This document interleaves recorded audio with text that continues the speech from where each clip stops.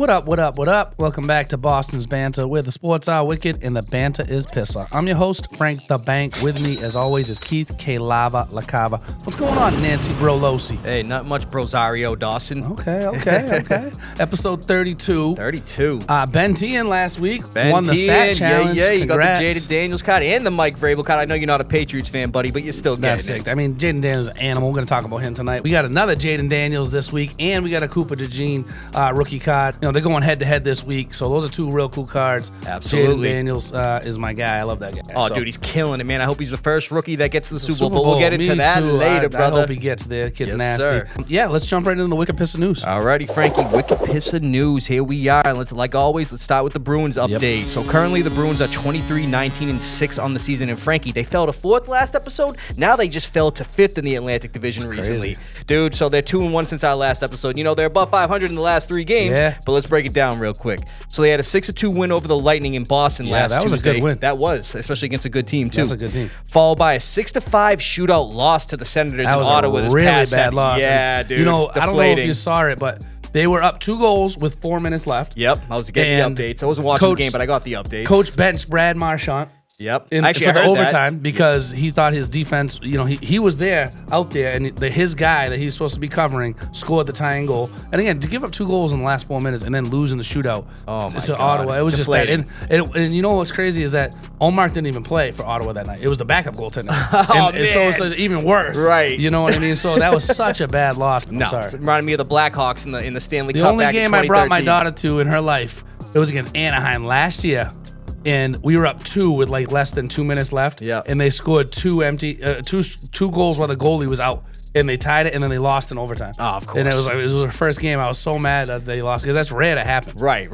But yeah, so that was rough. Then lastly, a 6-3 home win versus the Sharks yesterday afternoon, bro. So that was good to see. Yeah, I mean, you expect the Sharks. I love the Sharks. I just love the logo as a I kid. do I too. always did. Same here. But, I mean, they have 17 goals in the last 3 games. That's really good because they had not been scoring a lot of goals. No. But the defense, obviously, in that Ottawa game, that was a big letdown. But Big to score letdown. 17 goals, that's promising. I feel like that going helps. in the right direction. They Yeah. just got to get more wins, move back up in the absolutely. standings. Yep. So the next game is Wednesday at 7 p.m. Yep. on the road versus the New Jersey Devils, Yeah, Frankie. good team. So we got some more NHL news, and let's break it down. Alex Ovechkin, so we already know that he's chasing greatness with the all-time This is a goals cool in record. NHL This is a against real cool Wayne record. Gretzky. So let's break down a record that he broke this past So week. cool. He broke the record for most goaltenders scored on recently. Yep. He scored on Senators goalie Levi Marilainen in overtime to give the Capitals a 1-0 win this past Thursday, making it the 179th goalie he has scored on, surpassing NHL's Jaromir Jagr. Jaromir Of Jagr, course. former Bruin too, Yep. man. And he played forever. He's trying to get the all-time goals record from Wayne Gretzky. Yeah, he he'll get needs that. 21 more He's gonna get goals. that. He'll get that. Absolutely. So, Frankie, I know you got some more NHL news for us. Yeah, a really cool story. The goaltender from the Pittsburgh Penguins, Alex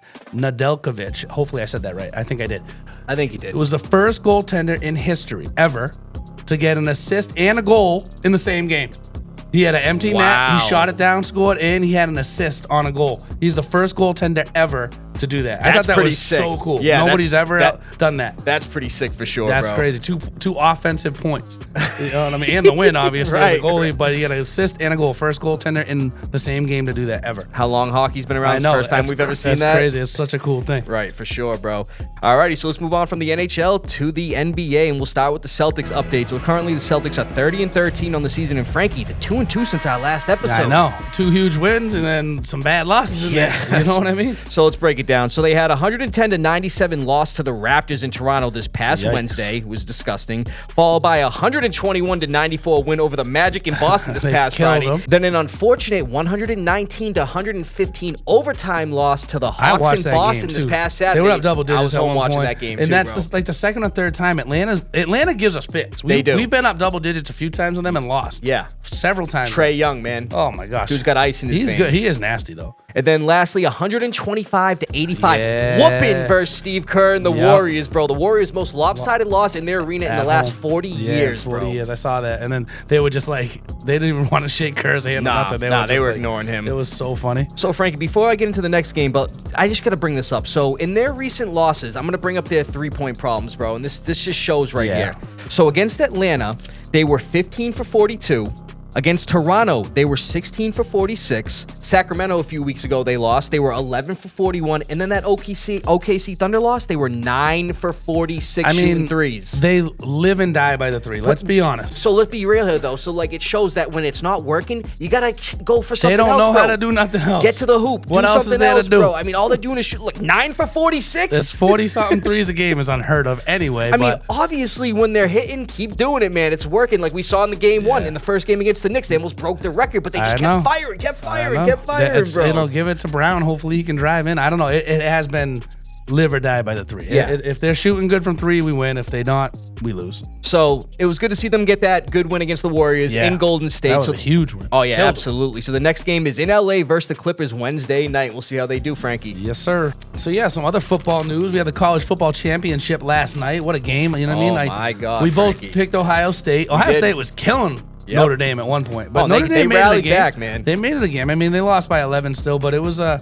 good game. I thought Ohio State had the better talent, and they did. Oh, absolutely, bro. I mean, to capture their 7th national title, man, I'm going to tell you right now, their team, like you were just talking about, they had more of the talent. Will Howard for first starters. Oh, my gosh. By halftime, he had 1 incompletion. Yeah. So he was just... He started the game 15 for 15. That's what I'm saying, crazy. bro. So he was killing it. He finished 17 for 21, 231 yards and 2 touchdowns. Quinshawn Judkins, the guy had 3 touchdowns, 2 rushing, 1 receiving. That receiving one was sick, though. Dude, that was a dope play. And he ripped Howard off made a sick play. the longest rush in BCS/CFP national championship history with that 70-yarder that eventually got him his third touchdown. And then Jeremiah Smith, the freshman wide receiver, he had 5 catches for 88 yards and a touchdown. He made Big Ten history, becoming the all-time single-season leader in receiving yards by a true freshman. Yeah, that was crazy. I mean, Ohio State was up 24 at one point. They cut into it. They were making it a game. They missed the field goal late. They could have made it a one-score game. Like, it was the second half, Notre Dame came to play the second half. But the first half, they got dominated. Oh, dude. They got dominated. But I'm going to tell you right now, head coach Ryan Day, he's a New England native. He's from New Hampshire, so congrats to him and Ohio State on being the national championships. And I'm going to tell you right now, hats off to Marcus Freeman in Notre Dame. I'm going to tell you right now, Marcus Freeman, he's going to be in the NFL as a head coach in the near future. In the NFL, for sure. That's what I'm saying. He's a real good coach. Really good coach. So hats off to Notre Dame, but congrats Ohio State. Absolutely. And Frankie, we got a quarterback, a pretty notable quarterback that might be retiring, hanging up the cleats. Yeah, so I saw that. Rams quarterback Matthew Stafford, he's contemplating retirement like we just talked about, said to reporters after the divisional loss to the Eagles. He's going to take some time to think about his NFL future, talk with his wife, his family, and everything, be with his kids. It's going to be interesting to see what happens, man, because, I mean, who do the Rams have as a backup? Jimmy Garoppolo and Stetson Bennett? I don't think he's gonna retire. They all say that after they lose bad like that, but I don't know. I think he'll give it another year or two. I mean, you got Puka, and I mean, Cup's there. They may get rid of Cup. Who knows? But you got Puka, a young top 5 kind of receiver that's just coming up. I mean, you should give it another go. And they got a good running game with Kyron Williams. And the defense looked great the last half of the season. I mean, a lot of young pieces there. I mean, I would be surprised if he gave it up. I mean, they still are a good team. No, they are. I mean, a couple pieces away from being there. They added some pieces. Look at Jared Verse, the defensive lineman. Has been unbelievable. Dude, he's killing it, bro. I mean, I wish they would have won that game. Let's face it, man. I was rooting for the Rams over the Eagles. But Stafford still has 2 years remaining on his contract, and I'm sure head coach Sean McVay wants to retain a Super Bowl winning quarterback. Yeah, I mean, like I said, Stafford's not what he was, but he's still nasty. He's still good. And again, if their team can just add a few pieces, why not? So this past season, Stafford threw for 3,762 yards, 20 touchdowns, 8 interceptions to go with a 64.7 QBR. And Frankie, if he is to hang up his cleats, here are his career stats. 59,809 passing yards, 377 touchdowns to go with 188 interceptions. Him and Megatron were like some of my favorite duo of all time. Yeah, they were just unbelievable watching them play. Dude, and he was drafted in 2009, first overall pick. I was a junior in high school when he was drafted. Yeah, nasty. So he's still going, man. We'll see what happens. So the Texans, they were very disappointed in their loss to the Chiefs, as we all were. I'm sure everybody other than Missouri was disappointed. Everybody's rooting for the Bills this week to beat KC. Let's be real. So the Texans head coach DeMeco Ryans and a few of their players actually called out the refs after this game. And Frankie, we have a clip of that. Let's show it real quick. Yeah, do it. Yeah, those things are tough. I'm not going to go back and forth on what I thought was a call, what I thought wasn't a call, and it's one of those things you kind of know what's up before you even walk in the arena. Everybody know how it is playing up here. You can never leave it into the refs' hands, but I mean, the whole world see, man, like what it is, bro, but it is what it is. We knew it was going to be us against the refs going into this game. And, I talked to you guys early this week. And we knew going into this game, man, it was us versus everybody. right? When I say everybody, it's everybody, all of whatever. So that's not just the head coach, bro. That's 3 other players as well. I mean, there was one really bad call, I thought, there. There was another one that was so-so. But one of the other ones, they're complaining about it, but he went high on him. He hit him high. Like, what are you doing? Right. You don't have to do that. Nobody else pushed into him. Like, just be smart about some of the plays. I mean, right. But I don't know. There was one bad call against KC. I thought that was a terrible call, too, that went the Texans' There was a way. laundry list I was looking at it, dude, which I didn't compile the picks or nothing, but I'm going to tell you right now, dude, there was some shady stuff going on with the refs in that game. There were. I mean, I don't know. I hope that's not true, but you never know. I do feel like Mahomes embellishes some stuff, and maybe they should start throwing flags. Like, they have penalties in hockey now for embellishment when you fall over. Right. Maybe it should be a flag the other way for embellishment. Mahomes even tried to flop at one point. He did. On the outside. And then all the guys were like this. They were like, nah, man, we didn't push him. They didn't throw a flag on that, no, though. Even though they saw it, dude. But he flopped pretty hard stuff on that. ever, bro. He definitely likes to flop sometimes. So D'Amico Ryans also said, it's frustrating to see how some decisions can change the course of a game. We feel that we did not receive the fair treatment at certain crucial moments, bro. And Frankie, I don't think they were going to beat him either way. I really don't. I mean, they should have lost by more. They were up 11, and they ran out of bounds for a safety. Again, they weren't playing great. The Texans were not playing. If it was like a 3-point game, why? Right, I could see that complaint being huge. And Travis Kelce, once he started going, man, they weren't stopping him. I'm saying, either, bro. I don't know. I really don't. I don't think they would have beat him. I don't think they would have beat him either way, even if they got those 2 or 3 big calls overturned or whatever, or not called or whatever. So, I don't know. Interesting stat, Frankie. The Texans are the first team to outgain their opponent by 100-plus yards and not turn the ball over and lose a playoff game. Yeah. Previous such teams were 49-0 in the playoffs doing all those things. So that just shows right there, man. That was tough. They outgained the Chiefs by 100-plus yards. Yeah. They had some big plays, but I mean, I don't know. They couldn't finish. Right. They were kicking field goals. So, they missing field goals. Yeah. They missed 2 or 3 field goals. And a PAT. One a PAT, and one was blocked. Yeah. I mean, that's 10 points right there. So you can blame the refs all you want, but I'm not fully blaming the refs. Clearly, if those you put guys it all were. together, and you know what's crazy is like Stroud had a better rookie year than he did this year, in my opinion. Oh yeah, sophomore slump a little bit. So it was like a slump. Their team's really good, but they had a lot of injuries this year. I don't know. It's one of those things. I think the Bills are going to win this weekend anyway, but that was just that's a tough loss. When your special teams is not playing good, that can really decide the game. Right. And that's exactly what happened. And the punt returns, the kickoff returns. Yeah, dude, if you look at all those yards, it was just... Yeah. So they were very unhappy with the refs. So let's move over to some head coach signings, Frankie. So the Bears, man, they were looking for their head coach, right? They got rid of Matt Eberflus. They moved up the passing game coordinator to the interim head coach and this and that. So the Bears found their guy, bro. I love this. After a week of looking for candidates, they actually brought in Eddie George for an interview, former Titans running back. I loved Eddie George. The Bears have signed former Lions OC Ben Johnson to a deal to become the team's next head coach, bro. I feel like he was like one of the best candidates out there. His offensive mind, I mean, this year what Detroit was doing on offense was crazy. Right. All these trick plays, even in the playoffs. Yeah, that Jameson Williams one, let's just scratch that one, though, where he threw the interception. Well, yeah, I'm saying that once in a while, but if you look at all the plays that they did over the course of this season, were insane. People are like, I've never seen that. So you got to feel bad for the Lions, though, man. After the season they had, #1 seed and everything, with that high-scoring offense we were just talking about. Now they're losing Ben Johnson, a guy who was leading an offense that led the league in points, bro. Yeah, that's what I'm saying. He's one of the best. If you look at what... The Bears' defense was okay, but their offense just seemed like it would always sputter out. It wouldn't play right. Like it was just. Now you add one of the best, offensive with the minds playmakers to that. they have. I'm saying. So let's see what happens with that, Frankie. So let's keep it in the NFC North. Let's move over to another team over there, the Minnesota Vikings. So they've had their head coach, but they're locking him down now for a few years, and they have agreed to a multi-year extension with head coach Kevin O'Connell. And I think that's a good signing right there. Let's break down what he's done in his 3 years with Minnesota. His first year, he was 13-4. Then last year he was 7-10, but we all knew Kirk Cousins tore his Achilles and everything. It was rough for them that year. There wasn't getting much play out of the quarterbacks. And then they were 14-3 this year. Very surprising 14-3 with Sam Darnold at the helm. I know, yeah. Darnold played pretty good for the most part, except for those 2 teams he played. They lost 4 times. Right, that's what I'm saying, bro. That's a great. I mean, the Pats drafted him as like a backup. As a backup quarterback. Backup, yeah, third stringer. But that's really cool for him. He is a good coach. He's got a good offensive mind too. Absolutely. I feel like, so they got their guy for the foreseeable future.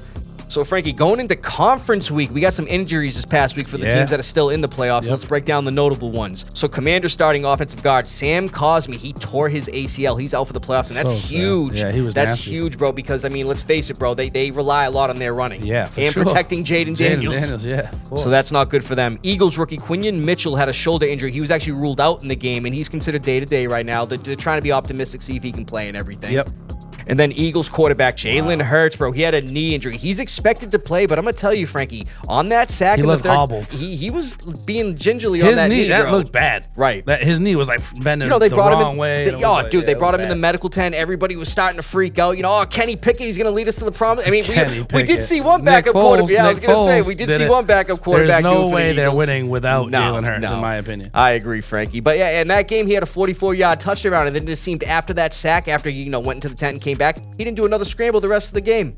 I mean, his so knee from was, the third quarter it on, looked bad. Yeah, it looked bad. I mean, that was the first time teammates ever ran for 40+ yard touchdowns. Saquon did it, and Jalen Hurts in the same playoff game. I thought that was kind of cool too. Yeah, they rely heavily on their running, so hopefully Jalen Hurts is healthy for them, man. Yeah, absolutely. That's all we got for Wicked Pissah News. Why don't we jump into the Foxborough Focus? Here we are, Frankie, the Foxborough Focus. Now let's break it down because we do got some news this week. Yeah, we do. It's going to be slow. It's the offseason until we get to free agency, but we do got some news. So the Patriots are actually letting go of 5 of their assistant coaches. Patriots are moving on from tight ends coach Bob Bicknell, running backs coach Taylor Embry, wide receivers coach Tyler Hughes, assistant wide receivers coach Tyquan Underwood, who used to be a player for us back in the day. For us, yep. And then defensive coaching assistant Keith Jones. But one coaching assistant they are keeping around is special teams coordinator Jeremy Springer. I'm going to tell you right now, that was really one of the only real bright spots of our team was special teams. Special teams was great this year. We had a Pro Bowler on special teams, Brendan Schooler. Yeah, Schooler. Yep. So I'm glad they retained Jeremy Springer, keeping him in the building with Mike Vrabel and whatnot. But Frankie, so like we were talking about last week, they're looking for an OC, and there were a lot of names fluctuating, circulating. Yeah, we talked about a name we wanted last time right, too. Right. And they actually had an interview with somebody this week. It was Thomas Brown, the interim head coach for the Bears this past season. Yep. Not going to lie, after hearing that he was the OC for the Panthers in Bryce Young's rookie season where they had a league low in points, yeah, I'm all set with that guy. But apparently, man, and this isn't fully official yet, but I hear we're bringing back Josh McDaniels, bro. I keep hearing it too. I hope it's true. No, same here. That'd be sick. Like we've talked about, Mac Jones with the kind of bad career that he's having. I mean, his most successful season was his rookie year under Josh McDaniels and everything. So if we can get Josh McDaniels back in the building to see what he could potentially do with Drake May and all those guys, I like it. I think not a bad it's idea. something we have to do. A big turnover when you hire a new coach. Anyway, I'm glad he kept special teams coach, but I would love to see Josh McDaniels back for sure. The one thing that I will say is a thing you got to be worried about. Obviously, Vrabel and McDaniels are familiar with each other. They've been on the Patriots as when Vrabel was a player and McDaniels was still a young OC with the team and everything. Even when he was an assistant, Vrabel was there. Yep. But now they were together as player and coach. Now, Vrabel's a coach now, and so is in McDaniels. Now, how are they going to mesh as two coaches on the same team? That's the one thing I question. Yeah. I mean, it could be. You never know until you get in there. That's what I'm saying. It could be perfect. It could be terrible. You know, you got to. I mean, he's a good OC though. He is, and like we talked about, you don't know what you got till it's gone. Considering the offense, think about the offensive coordinators we've had the last few years. Let's go back from this past year with AVP, the year before with Bill O'Brien, who I like Bill O'Brien, but our offense sucked. Yeah, Bill. And then the year before that, Matt Patricia. Yeah, he didn't even call them the OC. He was just like, just whatever. Dude, Mac Jones was yelling at him numerous times. Like, what are you doing? It was like every week it was somebody else calling a play. So I'm telling you right now, Frankie, I'm glad that it's looking like we got Josh McDaniels back in the building to hopefully boost our offense, get Drake May flourishing, and maybe those rookie receivers, Javon Baker and Jalen Polk, will actually look like something this year. Yeah, I mean, again, hopefully they do something good with the 4th pick, and they add we need some help. We need some depth for sure. But that would be. If he comes back as OC, I think that'd be great. I also heard rumblings with that 4th pick. We're thinking about Tetaroa McMillan, the 6'5" receiver out of Arizona, because it looks like Travis Hunter will probably be gone. I mean, if he's gone, I wouldn't mind seeing some protection for offensive guard or something for Will Campbell, LSU, Campbell's and nasty. everything. I was gonna say Campbell's nasty. Yep. So we'll see what they do, Frankie. That's all we got for the Foxborough Focus. Let's jump into playoff payoffs. Here we are, Frankie, and your boys back with a surefire picks for the conference round. Let's get into it, bro. So there's only 4 teams left, so let's break down and see who we think's going to do the best this week. So I think Bills quarterback Josh Allen at the Chiefs, I think he's going to have 300-plus total yards and 3+ touchdowns, and I'm going to break down why. I like it. Allen only had 147 total yards versus the Ravens in the division. That's low by his standards, obviously. For sure, for him. The Chiefs had 8 sacks versus the Texans this past week, but allowed C.J. Stroud to have 287 total yards. And mind you, with going up against a worse defense. Yeah. Oh, yeah, for sure. You know what I mean? Chiefs defense against quarterbacks right now are the worst left in the playoffs. So right. Fantasy-wise. So honestly, I think that he has potential to do something there. Josh Allen may be 0-3 versus the Chiefs in the playoffs, but Frankie, I firmly believe he's going to get his first W against them this weekend. I do too. We'll get into that. He's going to get over that hill. But Chiefs' only loss this season, people seem to forget, is against the Bills as well. Yeah, yep. Allen had 315 total yards, 1 pass touchdown, 1 rush touchdown, and 1 pick against them in that Week 11 game. And I'm going to tell you right now, he's not just going to win this game. He's going to go scorched earth on the Chiefs, bro. I'm telling you right now. Number 2, Eagles running back Saquon Barkley versus the Commanders. Who I got on my FanDuel, the top 2. So I'm predicting he's going to have 125-plus rush yards and at least 1 touchdown. I'm going to break down why. The Commanders are 30th ranked against the run. We know that. They're not good against the run at all. Even with the W, they allowed the Lions to rush for 201 total yards and 3 touchdowns, bro. Barkley went off last week, dude. He went off. He goes off every week. 205 rush yards, 2 touchdowns, those long runs, man. Philly was going crazy in the snow. In the snow, too. Dude, that's what I'm saying, bro. What a game, though. And mind you, that was against the Rams' 22nd ranked rush defense. And now he's going up against the 30th ranked? I mean, he's going to run for 200 again. Barkley has 296 rush yards and 4 total touchdowns in 2 games versus the Commanders this season, Frankie. And in that series, they're 1-1. The Commanders got a game on them, I know, too. that was a crazy comeback at the end of that game. That was wild. So that's going to be interesting to see. And then, Frankie, for the last 2, I don't even have a defense for one of these, but I'm going to break down. It's going to be 2 tight ends. Bills tight end, Dalton Kincaid at the Chiefs. I like Kincaid. I'm predicting he's going to at least have 5 catches and 50-plus receiving yards, and here's why. The Chiefs have allowed the most yards to tight ends this season, and they're tied for the 2nd most receptions to tight ends this season, bro. Wow. So they're not good against the tight ends. Kincaid has only eclipsed 50 yards 3 times this year. Mind you, he's only played in 14 games. I thought he was going to be way better for fantasy this year. Right. I'm surprised he did as bad as he too. did, honestly. But look at last week. The Chiefs allowed Texans tight end Dalton Schultz to have 4 receptions for 63 yards in last week's divisional round. So I think Dalton Kincaid, I think he's going to really have a good game in the AFC Championship. I can see that for sure. And then lastly, we got to bring this guy up. He's all reliable. Chiefs tight end Travis Kelce versus the Bills. And I'm predicting he's going to at least have 5 catches, 80-plus yards, and at least 1 touchdown. I'm going to break it down why. Kelce has had at least 5 receptions 6 of his last 7 games. Yep. Kelce hasn't had under 5 receptions in a playoff game since 2020, and that was the AFC Championship against the Titans. Yeah. Kelce has posted at least 90 receiving yards in 3 of his last 4 playoff games and also scored a touchdown in 3 of his last 4 as well. 4 touchdowns in his last 3 playoff games, to be precise. Wow. I love it. So, Frankie, with the conference round, let's hear the FanDuel. I got a lot of the same guys you got. I mean, we talked about Josh Allen. I got Josh Allen. He was 8,700 this week. Gonna go scorched earth, like I said. I hope he does. Barkley, again, we just talked about Barkley. He's 9,800. He's the most expensive guy there is. But you got to put him in against Washington. Right. Absolutely. I got James Cook in there. He was only 7,100. Josh Allen can dump it off to him. Cook's not a bad running back. So, he scores a lot of touchdowns. He gets looks in the passing game, too. That, too. He tied for the league in touchdowns this year. Right. I put Keon Coleman, and he had the 2nd most snaps of any wide receiver on the Bills last week. I know he only had like 2 or 3 catches, which he usually gets. Usually big plays. But he might throw a touch. I mean, he might catch a touchdown. But he was out there for the 2nd most snaps of anybody on the team. So I threw him in there. Oh, he's a big play threat. Dude. Oh yeah, he may get 1 catch, but it could be a 69-yard touchdown. He's only 4,900. He's a discount player. You throw him out there, hope for it. I got De'Ami Brown again, who's been doing really good the last 2 weeks. I'm saying you figure. Some of the bigger, DeJean and all that might be, we'll be looking at Scary Terry. You got to need somebody like De'Ami, a 2nd or 3rd kind of look guy. Right. He might get some targets there again. And he's been doing great. Yeah, against Philly. These last 2 weeks, man. I got Xavier Worthy again. Buffalo and KC should be a shootout. He's a guy that can either get 2 or 3 touchdowns or get nothing. But he's 6,500. Swiss Army knife, man. They use him all around, rushing, receiving.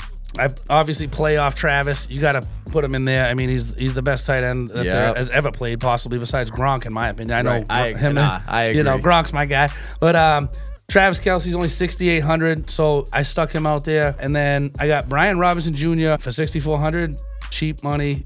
Throw him out there, hope he gets a touchdown, whatever. And then finally, the best defense left, in my opinion, is the Philadelphia Eagles. I didn't want to number 1 defense in the league. I'm saying, so I put them out there. They're 4,400, and that was my team. Yeah, hopefully, bro, I like it, Frankie. Yep. Best of luck with those ones, brother. Thanks, bro. You too. That's all we got for the playoff payoffs. Let's get into the lava round. Here we are, Frankie, lava round. Actually, bro, wait a minute. We just got some breaking news. Yeah. Officially, the Patriots are signing Josh McDaniels as their OC. And that it's looking like it's going to happen, but it's officially happened. I just got the Bleacher Report report update. I love it. Let's go. Well, let's get into that lava round, Frankie. So before we get into the divisional round breakdown, I got a picture I want you to check out. All the teams that lost this past week had more total yards than the winner. That's what I'm saying. Every single one. That's crazy. That's nuts. So let's get into the NFL divisional round breakdown. So this past Saturday, the Chiefs beat the Texans 23-14. Commanders beat the Lions 45-31. And then this past Sunday, the Eagles beat the Rams 28-22, and the Bills beat the Ravens 27-25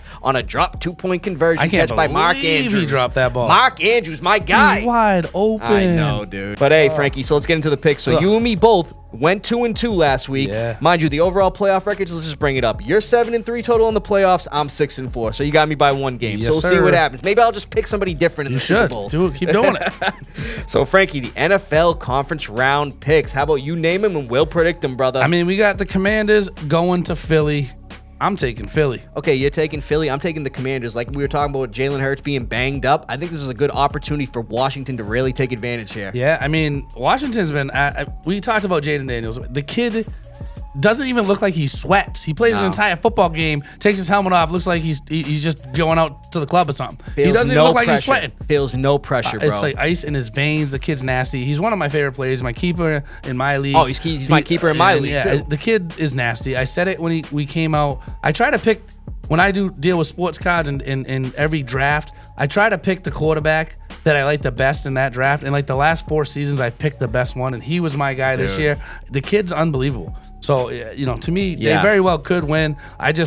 Philly's defense, it's in like Philly. you said, they got home field advantage it's in now. Philly. As Right. long as Jalen Hurts can play 90% of what he can do, I think that Philly's going to win That's this the game. thing where I think it could help them out going against the 30th ranked rush defense like we talked about, especially having Saquon Barkley. Saquon's going to run crazy. That's going to take some pressure off of him, but I still think the Commanders, man, I think they're a little boosted right now, and I think they're going to upset Philly in Philly It this could Sunday. happen. They already beat them once this year, so That's I mean, what I'm I could saying, absolutely see that. I mean, it's going to be a great game. Can't wait to sir. watch that one. And then we got Bills at KC. They have played in the playoffs and in the championship Numerous round times. several times. Yep. So I'm really excited to see this. I think you're going to take the same team. I said whoever wins the Ravens versus the Bills, whoever won that game, I said was going to win the Super Bowl. I thought the Ravens were going to take them down. They didn't. They dropped that 2-point We conversion. both picked the Ravens to go to the Super Bowl in the beginning of the season. And we said Ravens Detroit. So I mean, or San Fran. But Yeah, we said midway Detroit, through. right, We said right. Detroit midway through. But I think the Bills are going to win the whole thing. So I'm taking the Bills to beat KC this week. And I I'm think they're taking the winning whole Bills thing. as well. You are? Nice. All right, buddy. Hell yeah, All right. man. And everyone's rooting for Josh Allen anyway. Right. I mean, we're Patriots fans. We don't like the Bills, but I'm going to tell you right now, I don't want to see a three-peat, bro. No. I'm no over this. three-peats. I'm No over the three-peats. Taylor Swift. I'm over all that, bro. Caitlin with the Clark Chiefs. and Taylor Swift. Yeah, you see what's that? up What's with that? going on? I Next didn't you're know going they to were see friends. Angel Reese up there or something. Right. That was cool though, hey. Right. It's all good, but yeah. See what happens, brother. Yes, sir. Another great episode, Keith. Episode 32. It's been awesome. Thank you, everybody. All this freezing cold weather, though. Single digits, my dude. I mean, I wouldn't mind jumping on a plane, flying south somewhere warm. Y'all need a pilot? Who's that? You serious, man? I never flew a fugitive before. Ready to go? I ain't no fugitives, but I want to fly somewhere south, someplace warm. Wait, time out. Frank, you're just going to roll out with this dude? Yeah, are you coming? Nah, bro. Honestly, Frank, I'm not going to lie. I got a weird feeling, dude. I'm not going to lie. I'm out of here, man. See ya. Peace out. Bro. Good luck with that. Thanks, man. Appreciate it. A few moments later. Yeah, start this baby up. Woo! And we are off. Man, look at this view, but still really cold. Hey, man, you got a scratch in your neck. Maintenance. What you looking at, bro? Dude, what? Will Levis heard all those bad things you said about him. He wants you dead.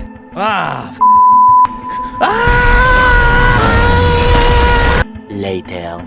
Hey, Frank, you're back, man. Was that a rough flight? Yeah, I didn't like that very much. Frank, so I'm going to ask you right now, what is it this week then? I know what this is. There's a new movie out called Flight Risk with Mark Wahlberg. It's going to be a great movie. Yeah, that seemed like a flight risk, Frankie, but whatever, man. Let's get up out of here, brother. Yeah, from Beantown to your town, stay wicked, Pissah. From Foxborough to your bro, thanks for listening, everybody. We'll see you next week.